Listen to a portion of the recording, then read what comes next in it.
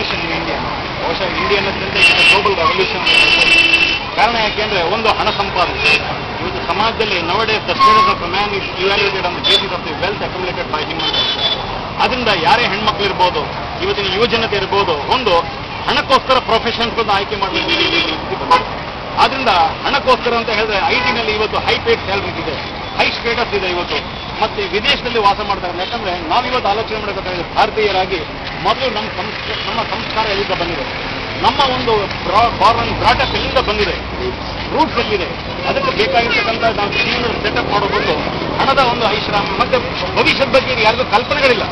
ಇವತ್ತು ನಾವು ಮದುವೆ ಆಗ್ತಾ ಇದ್ದೀವಿ, ಇವತ್ತು ಒಂದು ಕೌಟುಂಬಿಕ ಜೀವನ ಇದೆ, ಮಕ್ಕಳಿಗೆ ಜನ್ಮ ಕೊಡ್ತಾ ಇದ್ದೀವಿ. ಆದ್ರೆ ಆ ಮಕ್ಕಳ ಭದ್ರತೆ ನಮ್ಮ ಹಣದಲ್ಲಿ ಖಂಡಿತ ನೀಡಲಿಕ್ಕಾಗಲ್ಲ.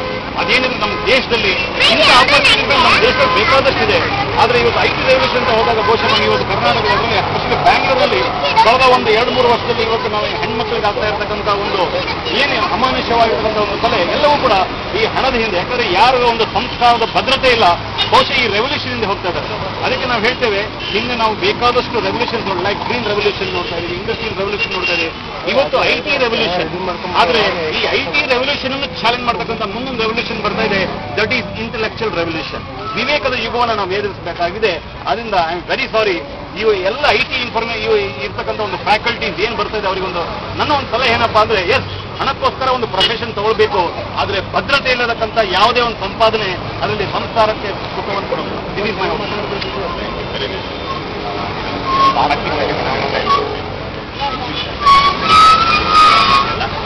ರೀತಿಯಲ್ಲಿ ಕನ್ನಡದಲ್ಲಿ ಇಂಗ್ಲೀಷಲ್ಲಿ ಮಾತಾಡ್ತಾರೆ, ಕನ್ನಡದಲ್ಲಿ ಮಾತಾಡೋದು ಯಾವ ಟಿವಿಯರೋ ಗೊತ್ತಾಗ್ಲಿಲ್ಲ. ನಮ್ಗೆ ಭಾಷಣ ಬರ್ಕೊಡ್ತೀರಿ, ಎಲ್ಲ ಮಾಡ್ತೀರಿ, ತುಂಬ ಚೆನ್ನಾಗಿ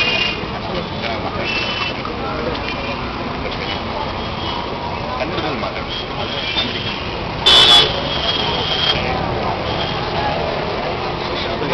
ಹನ್ನೆರಡು ಗಂಟೆ ಯಾಕೆ ಬರುತ್ತೆ ನನಗೆ ಕನ್ನಡ ಸ್ವಲ್ಪ ಫೋನ್ದಲ್ಲೇ ಇರುತ್ತೆ, ಕನ್ನಡದಲ್ಲೇ ಇರುತ್ತೆ, ಕನ್ನಡದಲ್ಲೇ ಮಾತಾಡ್ತಾರೆ,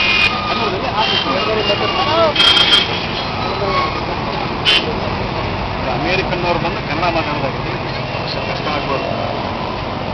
ಇಷ್ಟ ಆಗೋದು ಪ್ರಯತ್ನ ಮಾಡ್ತೇನೆ. 30 seconds ಟೈಮ್.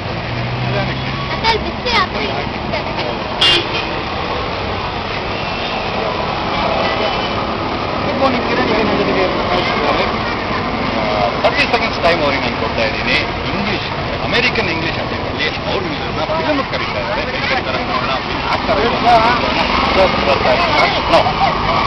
ಹಾಯ್ ಅಂಬಿಕಾ, ಯಾವಾಗ ಇಲ್ಲಿ ವಿಧಾನಸೌಧದ ಮುಂದೆ ತುಂಬಾ ಅನಿರೀಕ್ಷಿತವಾಗಿ ಭೇಟಿಯಾಗಿದ್ದೇವೆ. ಈಗ ಸಮಯ 5:15 ಆಗಿದೆ. ಯಾವುದಾದ್ರೂ ಬ್ಯಾಂಗ್ಳೂರಿನಲ್ಲಿ ಒಂದು ಒಳ್ಳೆ ಕನ್ನಡ ಮೂವಿ ವಿಷ್ಣುವರ್ಧನ್ ಇರ್ಬೋದು ಅಥವಾ ನಮ್ಮ ಅಣ್ಣ ಡಾಕ್ಟರ್ ರಾಜ್ಕುಮಾರ್ ಅವ್ರದ್ದು ಇರ್ಬೋದು, ಒಂದು ನೋಡ್ಲಿಕ್ಕೆ ಸಾಧ್ಯತೆ ಆಗತ್ತಾ? ಬರ್ತೀಯಾ? Thank you.